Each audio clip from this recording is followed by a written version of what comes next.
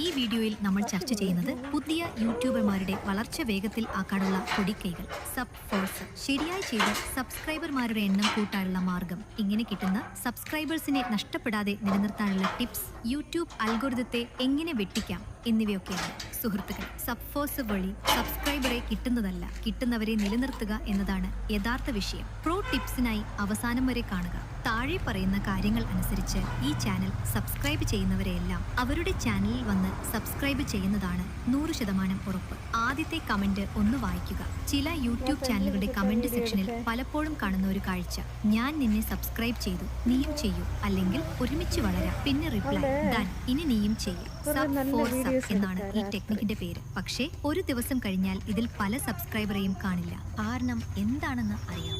യൂട്യൂബിന്റെ algorithm അത് കണ്ടുപിടിക്കും. ഇവർ ഈ വീഡിയോ സ്കിപ്പ് ചെയ്തു 10 സെക്കൻഡ് പോലും